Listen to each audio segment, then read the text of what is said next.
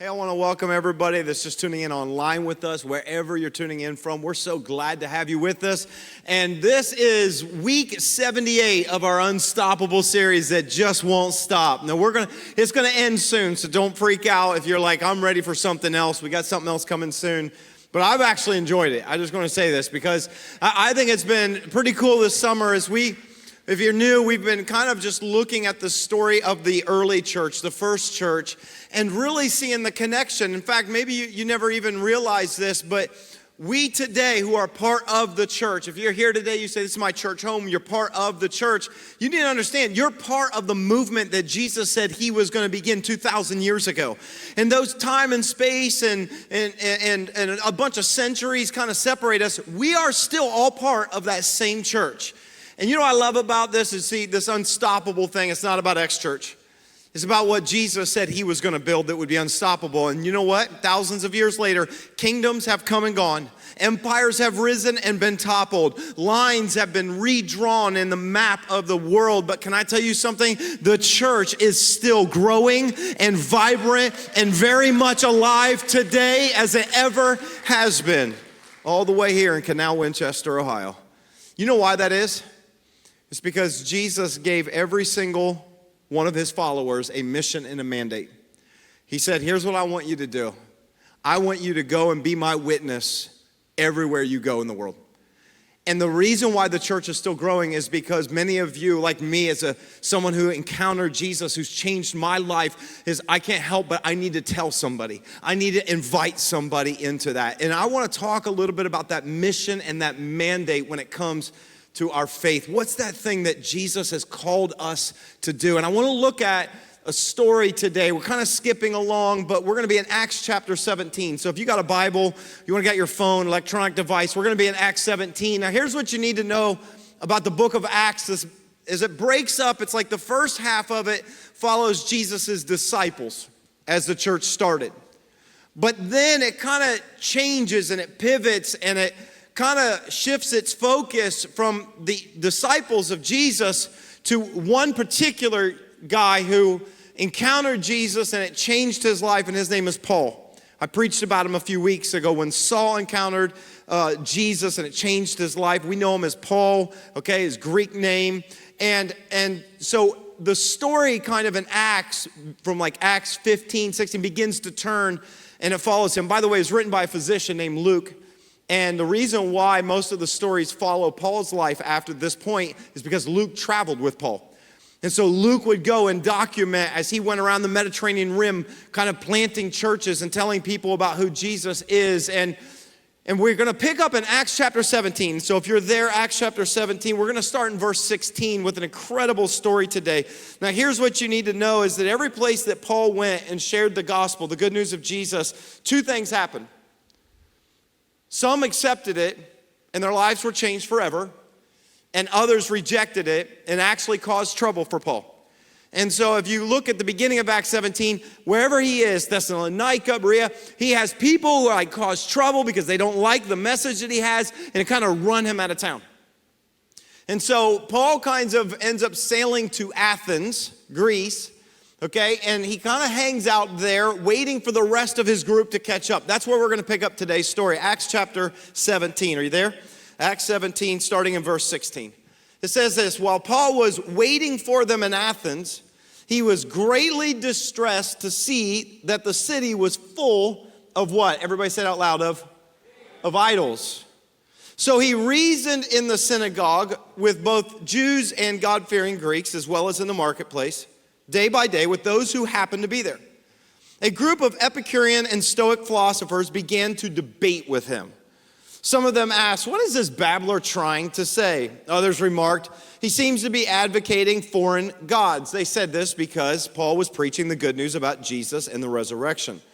Then they took him and brought him to a meeting of the Areopagus, where they said to him, may we know what this new teaching is that you are presenting? You are bringing some strange ideas to our ears, and we would like to know what they mean. Now, I love how the writer Luke gives us a little bit parenthetical clause to understand about Athens.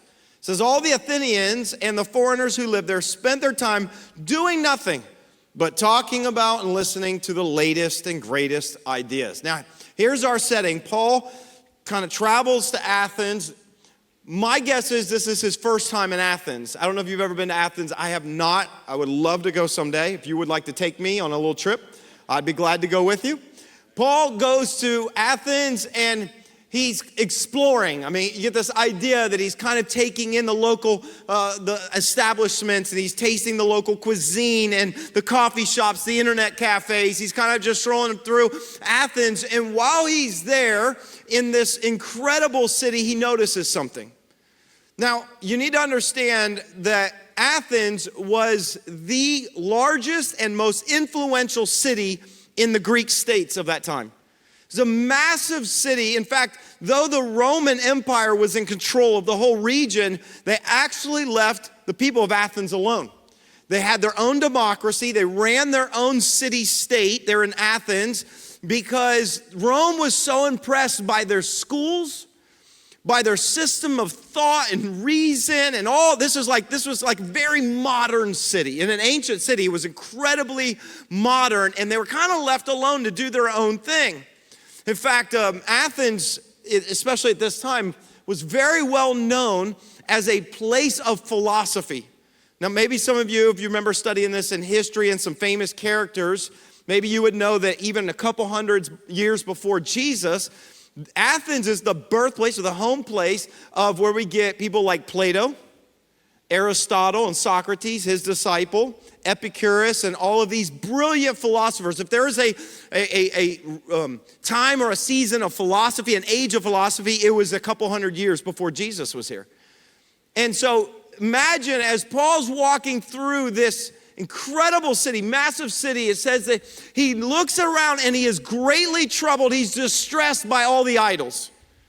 Everywhere he goes, there's these shrines and temples and these images, and he sees this idol worship, and it bothers him.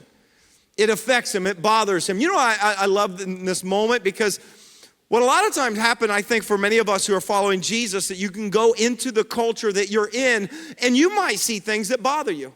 I see things that bother me. You might be on social media, see things that bother you. The question is, what do you do about it? See, a lot of times what I think we've sometimes done in the church, go, that's just terrible.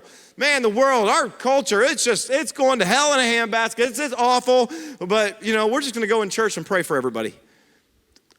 That's not what Paul did. I don't know if you caught what Paul did. Let me show you again. Maybe you'll mark this down. Verse 17, Acts 17, verse 17. Let me read it. It says this, so he did what? Everybody say that word out loud with me. So he reasoned. He didn't stand on the street corner with a sandwich board, letting them all know they're going to hell. He didn't go out there with a bullhorn and preach at them. He reasoned where? In the synagogue with both Jews and God-fearing Greeks, as well as in the marketplace, day by day, with those who happen to be there. I love this because a lot of times what the church has been known for, unfortunately, is being full of really judgmental, preachy people. That's what the world has often been known for.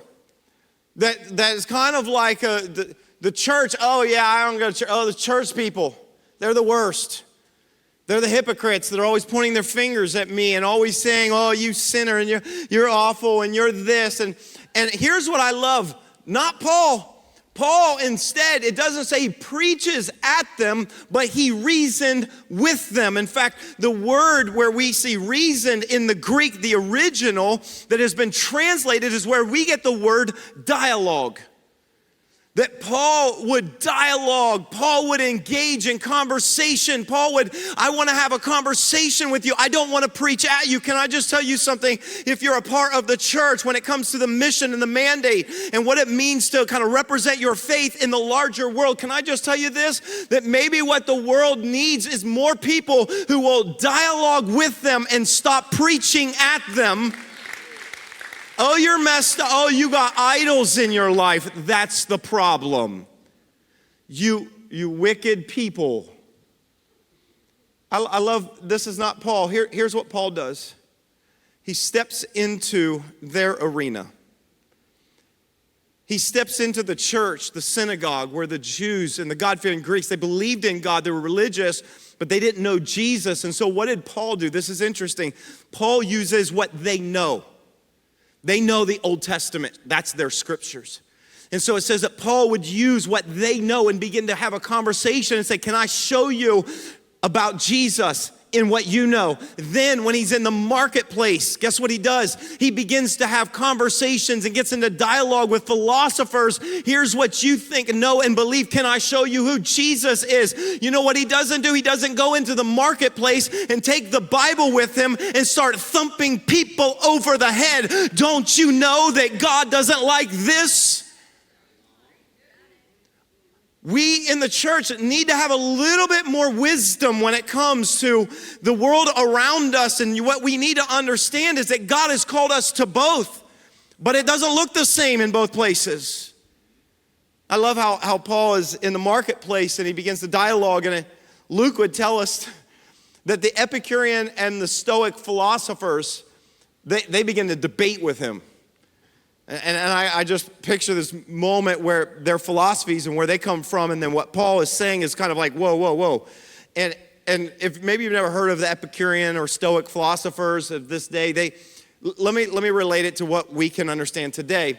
Epicurus was a philosopher a couple hundred years before Jesus, and he basically had this worldview. Here's what he believed. He believed that this life is all we have. That life is what you have in the body. The moment you die, your consciousness ceases to exist. In other words, there's nothing else beyond this life. That's what Epicurus believed. And because of that, his worldview was that in order to find meaning in this life, here's what we should do. We should pursue things that bring us pleasure, and we should avoid things that cause us pain. Maybe you've heard of this hedonistic philosophy. This comes from Epicurus. And the Epicurean philosophers, they embraced this framework, and that's how they viewed life. Now, the Stoics were a bit different and kind of similar. The Stoics, they believe that all we have is in the moment. They don't really believe in the afterlife. They just believe the moment. But rather than being controlled by your desires for pleasure, they believe the only way we find meaning and value is through virtue. Do things that are virtuous. Okay, and so imagine these two groups of philosophers, they're beginning to debate with him. Why? Because he's saying, no, there's more to this world than just that. There's more beyond this, and his name is Jesus, and I met him, and it changed my life. Can I just tell you what I love? I was reading this.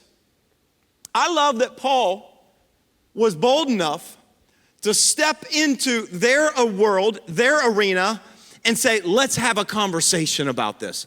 Let's die. Can I just tell you, if Paul was willing to do that in the first century outside the church, can I ask you this? How much more should we be willing to do that in the 21st century? Do you understand, like, Epicurean and Stoic philosophers, can I tell you what they would be today?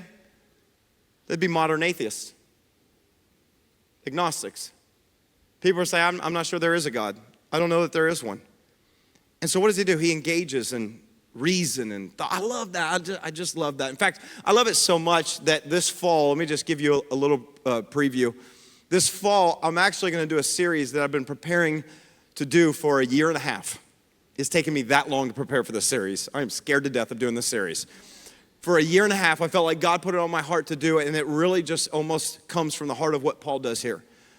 I want to have a 5-week series where we can talk about the harder questions about life, about God, about the origin of things. I want to have a really, really hard conversation. Can we do that? Listen, I'm going to tell you right now, it is, if you are someone who's a part of this church and you say, I'm not sure I believe in God and I don't understand how faith and science can, I don't know that, listen, you're going to love this series. If you know someone who's an atheist, who's a friend of yours, an agnostic, someone who's like, I'm just not sure, it will be the perfect environment to bring. I'm not going to come and to beat over the head, none of that. We're going to actually together just dive into these really, really hard questions. How do I know God is real? How do I know God exists? How did we get here? We're going to dive into these things. Why? Because I believe that we're called to engage with our culture. Jesus said, I'm going to give you a mission and mandate. Go into the world. Be a witness for me.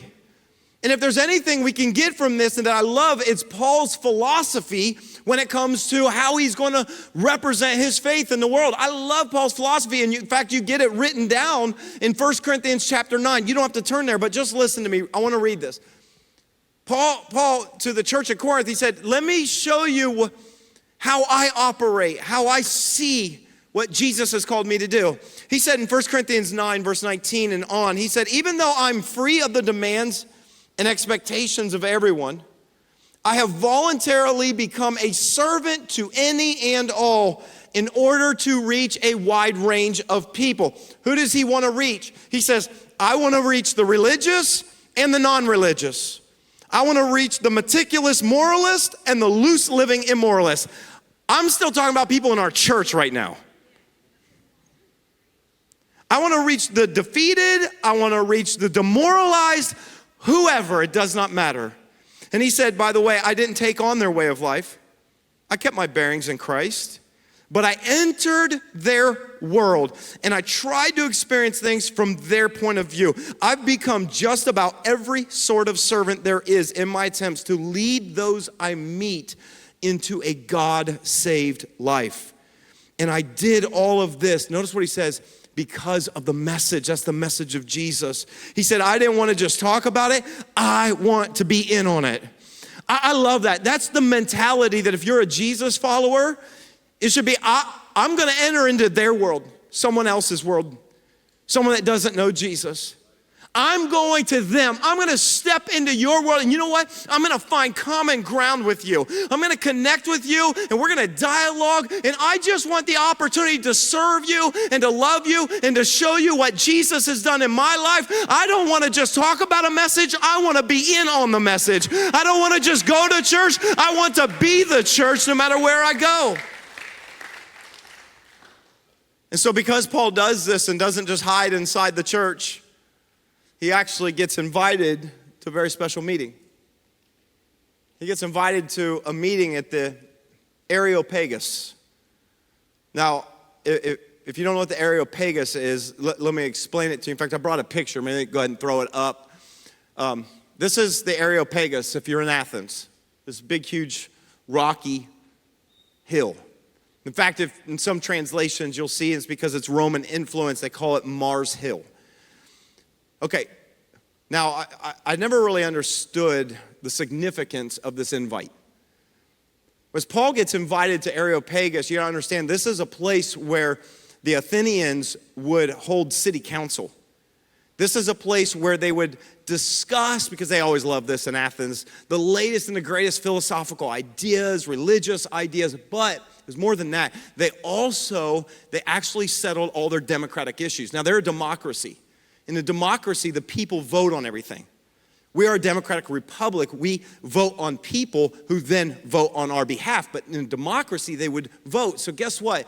Whenever they had this meeting, and they would have it at least once a month, they would have to have a certain number of people, it's called a quorum of people at this, in order to pass and vote on things. Pass legislature, to vote. This originally started where people committed crimes, and they'd come and they could kind of hear, and they would vote. Guess how many people they had to have a minimum quorum in order to have this meeting? 6,000 people. Here's what's cool. Paul's in the marketplace just getting into conversations with people. And because of it, he gets invited to a city council meeting where there's going to be more than 6,000 people, and his name gets put on the agenda. And so he goes to this meeting, and he's invited, it's your turn, to get up and talk. I wonder what he said. Well, let's not wonder, let's look. Verse 22. Paul stood up in the meeting of the Areopagus, and he said, people of Athens, I see that in every way you are very religious. For as I walked around and looked carefully at your objects of worship, I even found an altar with an inscription. Here was the inscription, to an unknown God. So you are ignorant of the very thing you worship. I mean, that's kind of, don't wear your welcome out. Okay, Paul, you just got there. I don't think he was trying to be offensive. He's just saying, you say we worship and you got an altar, you don't even know what you worship. He said, this is what I'm going to proclaim to you. And I love how Paul, when he addresses them, he says, I see that you guys are all real religious. Now remember, he's in having debates with philosophers who don't believe there's anything beyond this life. He says, I see that you're really spiritual deep down inside. Can I just tell you, maybe even if you're here, you're watching this, and maybe you're someone I don't believe in God. I'm not sure I believe in the supernatural. That's fine. Can I just tell you, I believe deep down inside, you're still more spiritual than you realize. Most of us are far more religious or spiritual than we actually know. Even if you don't have a philosophy about it, even if you don't have a theology. Can I show you why? It's because we say things all the time that we're appealing to something that is otherworldly. In other words, if you ever said these words, maybe some of you have, that's not fair. You ever said that? That's not fair.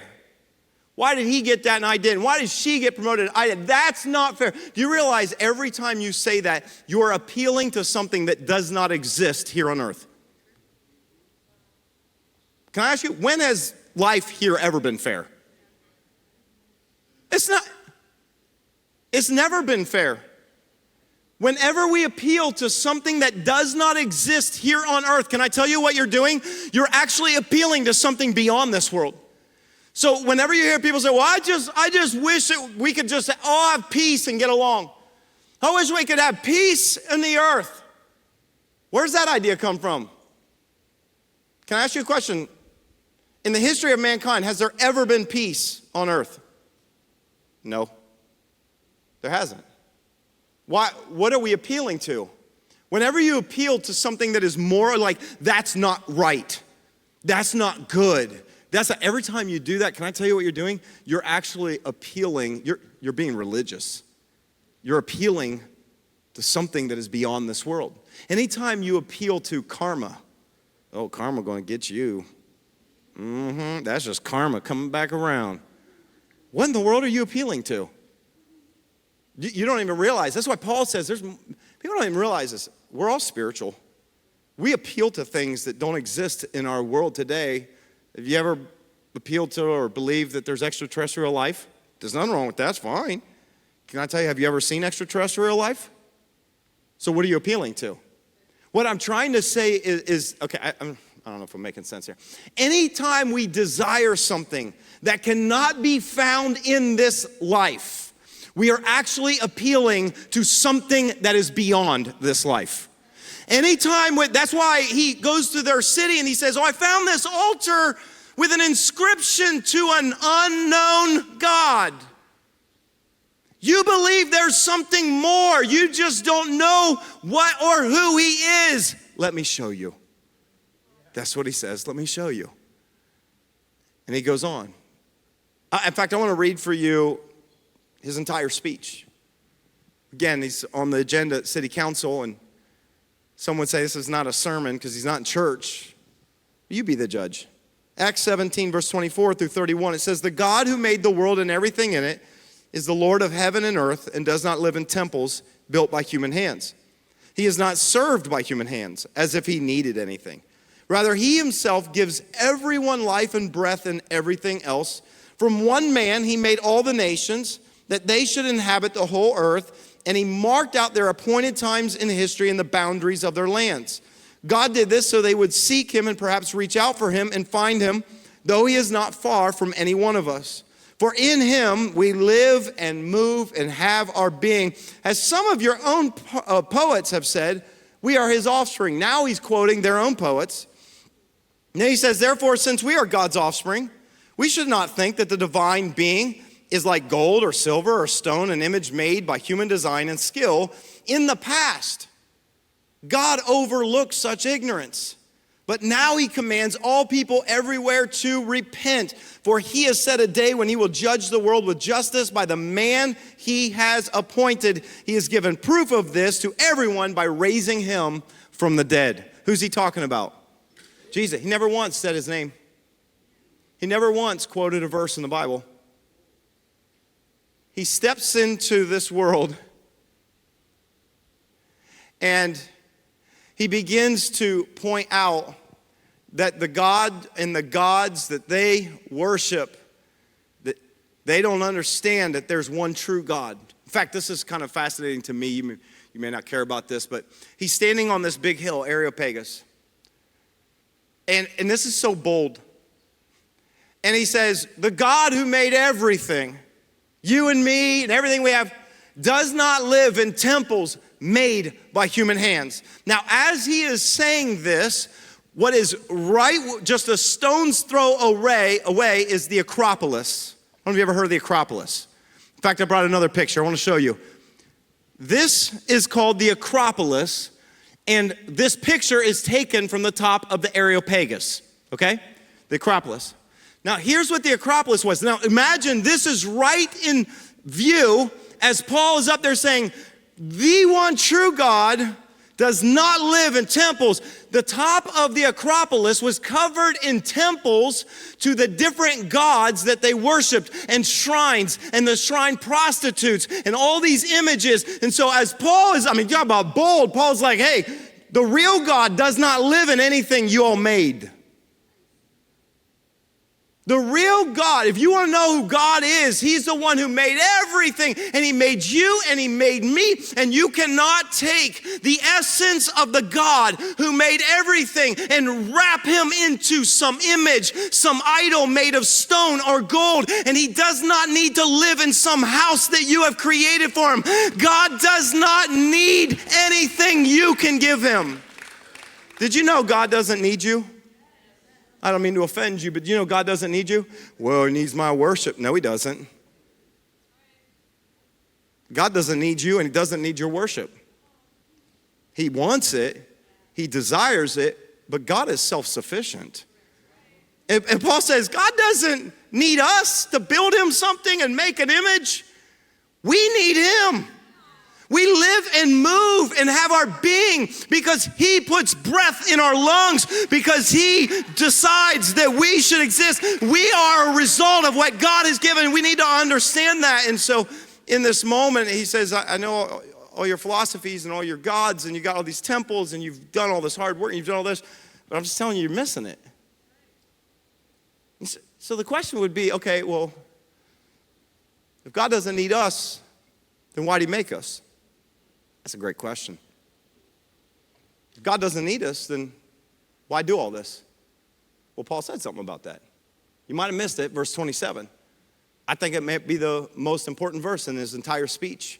You should underline it. Verse 27, let me read it again. God did this. God made all this. He established everything, your life, my life. He did this so that they would do what? Everybody say it out loud. So they would seek him and perhaps reach out for him and do what? And find him, though he is not far from any of us. Here's what Paul says, is that God's desire in creating all of this is so that we may one day perhaps reach out and say, God, I want to find you. What is he speaking to? He's speaking to something they all knew immediately, though no one wants to admit it. And that is, from the very beginning of time, that man's greatest quest has been constant searching for what's missing. The truth is, we're all searching. I would go so far as to say that we all have what I call a searching soul. That I don't care how much money you have. I don't care what kind of status you have. We all have a searching soul. I have a searching soul. As I go through life, that there are things in me that are constantly searching. See, God created us, but there's a void in us that is longing to know the one who created us. And so when Paul is speaking to them about this, he's near us and we're searching for him. He's alluding to something that we all know. What am I saying when we search? And I know this, we all are searching for some kind of meaning in this life. I know I am. We're searching for purpose. Why am I here? Am I just taking up some space on this earth, or is there something greater to my life? We ask these questions. We don't ask them a lot of times out loud, but we think about them. Do I have value? Do I matter? Will my life matter? I'm searching for peace. Some of you came here today so restless. I want to feel joy again. Some of you depressed, so dark. I want to find some kind of like satisfaction. I just want to find happiness. Why do you think we go from thing to thing and buy house and bigger house and nicer car and from relationship to relationship? Is because we have a searching soul. This is why Paul, when he looks around at the city full of idols, it breaks his heart and he's distressed. Now listen to this, because every time we hear about idols in the church, I need you to hear this. Paul did not look around and think, oh, you evil people. Do you know what he saw? He said, oh, they're searching. They're searching. See, that's hard for me because I grew up in church. I don't know if you grew up in church, but when I grew up in church, the most convicting messages that I ever heard were always about idols. Idolatry. And, you hear these messages in church about idolatry and how important it was, how significant this is to God. And obviously it was very significant to God. And we'd hear about how in the Old Testament it was such a big deal that God gave the 10 Commandments. And the first of the 10 Commandments, right? You shall have no other God before me. You shall not make any kind of image and bow down and worship it. I'm a jealous God. And if you mess up, you break the 10 Commandments. Oh, God's gonna be so angry at you. We read about how God turned away from the nation of Israel because they worshiped other gods, idolatry. And then when Jesus showed up in the New Testament, he said the same thing, only nicer. He said, what matters to God? Love God with all your heart, soul, mind, and strength. That's what matters to the heart of God. And so I remember sitting in church and I'd hear a message about idols. And one side I could go, oh, well, I don't have any of those little gold statues in my house, and I don't go and bow down before them, so I guess I'm doing pretty good. But then every single time we do that, the preacher would always say something, yeah, but do you think about your girlfriend more than you think about Jesus? Yeah, I guess I do. Idol, your girlfriend's an idol, evil, wicked girl that she is, and you're an idol. You know what I'm talking about? In the church, we have modern idols. Okay, I don't have any statues, but then I always hear about money. Do you want money? Yeah. Do you love money? I don't know. I just really want it. Sounds like an idol to me. I feel guilty. I'm sorry, God. I don't want money ever again. Never. Sorry, God. You're trying to get ahead in your career. You got ambition. You want to get to the top. You just want people to see you and all this. I don't know. I'm sorry. I work hard and I want to get promoted. It sounds like an idol of pride in your life, your career. And so every time I hear a message about idols, I gotta be honest, every time it would just be this weight, this conviction. It's like, oh, you wicked, messed up person. Can I just tell you, that's not how Paul saw it? See, the problem is that when we hear about idols, we don't actually go deep enough. We don't actually scratch underneath the surface, because I think what is at the heart of it is not that God's going to be angry at you because you spend too much time with your girlfriend, or God's going to hate you because you really want more money. No, the problem is that when I take that thing or that person and I try to get from them what God designed me to get from him, instead of trying to get from her affirmation and try to get from money, safety, and security, and where I stop trusting in God. And the problem is that we don't go deep enough to the source. We think God's going to be angry at us. You wicked idolater. I mean, Paul talked about New Testament idolaters. Can I just maybe see if I can reframe that for us? You see, when it comes to idols, here's what this is my personal belief. Idols do not come from a sinful desire. They come from, or they are, a sinful response to a divine desire. Idolatry does not come from a sinful desire. It's a sinful response to a divine desire. What am I saying? You have a searching soul. I have a searching soul. And the only thing that satisfies The searching soul is the one who created it. And I don't think that it's that God gets so angry and mad because you would have an idol. I think it breaks his heart because he wanted you to find fulfillment in him. And whenever we don't search for him, but we look for it in something else, God says, you're missing it. You have spent your life worshiping an unknown God. I'm not mad at you. I'm just so heartbroken that you don't even realize I am the source.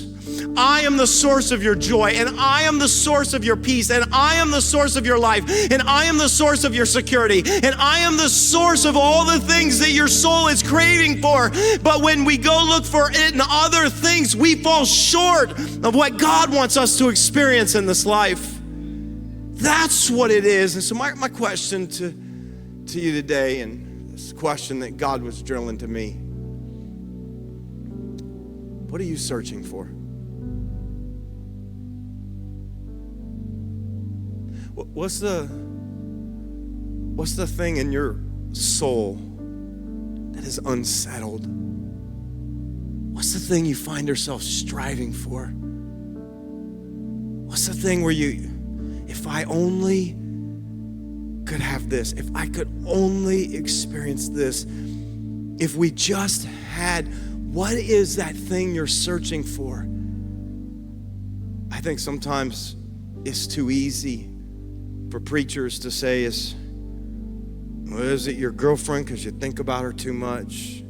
It's your job because it's deeper than that. I had to say, God, what's my greatest thing that I don't trust you for? You know, for me, maybe it looks different for all of us. It's my control. I like to be in control. I want to control the outcomes. I want to control the future.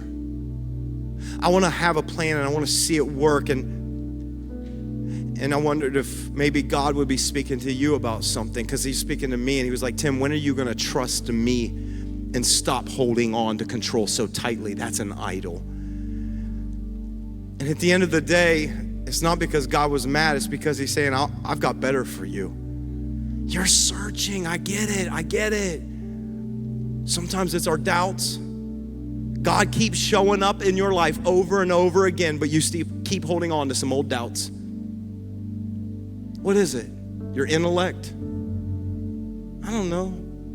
But I know this, we all have a searching soul. And when we do not know what it is, let me say it this way. When we go through life and we don't know the true God that gives life and breath to everything that we have. When we don't know that God, we will make an idol out of life. When we don't know the God of life, we'll make an idol out of everything in life because we're constantly searching. Can I just tell you what God's greatest desire is?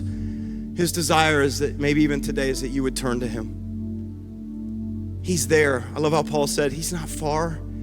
He's right here. Some of you maybe feel so far away from God. Maybe there's been no other time that in your life where you've reached out for him. Paul's saying he's right here. In fact, I love the promise that God gave to the nation of Israel in Jeremiah 29:13, and I believe it's a promise for us today. He said, if you look for me wholeheartedly, he said, you will find me. God is not playing some cosmic game of hide and go seek. Oh, I'm gonna make this really hard. We'll see if she can find me. That's not God's heart. God continues, and I know in my life, even up to the moment where I embraced Jesus, there was moment after moment when I look back that God said, see, I'm trying to show you I'm right here. I'm just waiting for you to reach out for me, and when you do, you will find me. I'm not trying to keep hidden from you. And my prayer for us as a church is that we would have the eyes to see not just our own challenge, our own searching, but do you see the people around you are searching? Are we so quick to condemn the culture around us that we don't realize they're not evil? They're just searching. Oh, their lifestyle. I know. The problem is they're searching and they just don't know how to find God. Oh, they do those things and they're evil. And can we stop with that? I wish we could have the heart of Paul, who just said when he landed in Athens and he sees all the idols, it says he was troubled in verse 16. He was distressed, not because he felt like God had competition, but he's distressed because what he sees is everybody's searching, but they can't find him. So he says, I'll go and I'll step into your arena and I want to show you the God you really want because I know who he is. And I just wonder if the world is in desperate need for the church to not say to be the church is to go to church on Sunday mornings, but it's to take the message and the hope of Jesus into the marketplace, into every single arena. Maybe the most significant thing you do this week will not be this hour, but it'll be what happens when you go to work, what happens when you go to the gym, what happens when you go back to school. Maybe the most significant thing that God wants to do in your life will happen outside of the walls of this church. I really felt like God was just leading me to lead our church in this upcoming season, this fall season, to get back to the heart of the mandate of the unstoppable church that we're called to be. And we've never left it, but I just feel like over the last year and a half, it's been such a hard year for our culture, for our community. I know even for those of us here. But if there's one thing I see when I look at the mission, the mandate that Jesus gives to the church, it's not about me. I exist to help others get on the path to God. That's why we exist as a church. We're helping people get on the path to God, and that means that we need to see them and engage. So here's what we're gonna do. A lot of this was kind of last minute, but I just felt like God said, this is the direction I want us to go. Two things I want you to know. I'm closing. On August 29th, we're gonna kick off a very special series, one that many people in this church love, called At the Movies. How many of you love At the Movies? Have you been here for it? It's starting August 29th. I need you to get that date in your head, August 29th.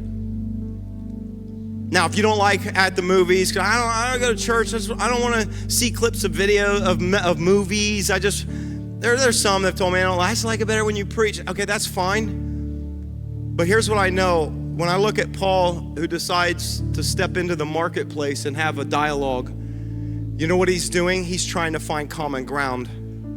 Guess what we do when we show parts of movies and we try to pull out some scriptural truth and connection? You know what we're doing? We're finding common ground with people and stuff they love. And so August 29th, we're gonna have this massive community block party here at the church. We're gonna kick it off big. We're inviting our entire larger community, but we're giving you guys invites. And here's what at your seats, there's invites. If you're in the risers, they're right down in between your seats. Reach down and grab them. This is not me inviting you. This is me encouraging you. Be praying now and bring somebody with you. This series is an incredible tool to be able to connect with people who don't normally like church. And we believe that God's gonna use it. Now, why do we believe that? It's because of what's gonna lead up to it. And this is where I wanna challenge you a little bit further. Starting next Sunday, August 8th through August 29th, we're gonna hold 21 days of prayer and fasting in our church. Now, I know you all got excited about At the Movies. Then I'm like, we're gonna fast ice cream, and it was crickets. Let me tell you why I felt like we were supposed to do this. I just felt like God a week and a half ago put this on my heart. You know, we start at the beginning of the year and we did 21 days of prayer and fasting, and it's hard, I get it, but that's a time when we're saying, God, we want direction from you. God, I want to hear from you and from my life personally. I just felt like, man, there's no time more important than right now in our community and what's gone on for the last year and a half. That I feel like that we need to have a heart of expectation and praying and asking God to help us to reach the larger community. So our prayer focus at the beginning of the year is often for us to hear from God and receive from Him, not this one. Starting next Sunday, and we're just gonna have different ways through social media and other things to encourage you to join. I know it's last minute. I just felt like God put on my heart, so we're gonna do it, okay? The focus of this prayer and fasting season is gonna be pray for the larger community. We're gonna pray for the people that we're gonna see when we go back to school in a couple weeks, students. We're gonna pray for the people in our workplaces, the people in our neighborhoods that we know and we wave to and we say hi to all the time. We're gonna pray for friends. We're gonna pray for people we see at the gym every day. We're gonna pray and we're gonna set our attention, our heart, and our focus for the next 21 days to say, God, would you do something in our community around here? And so I want to invite you, and there'll be more. We're going to send information out this week because it was last minute. But I want you to get prepared and say, I want to have that burden like Paul, because I felt challenged. I felt convicted that a lot of times I'm going through my life and I don't even notice the people around me who are desperate and they're searching. And I felt like this is a season to realign ourselves to the mission of our church. We're gonna help people get on the path to God this fall season. Are you okay with that? Are you good with that? Come on, why don't you stand to your feet? Join me in prayer.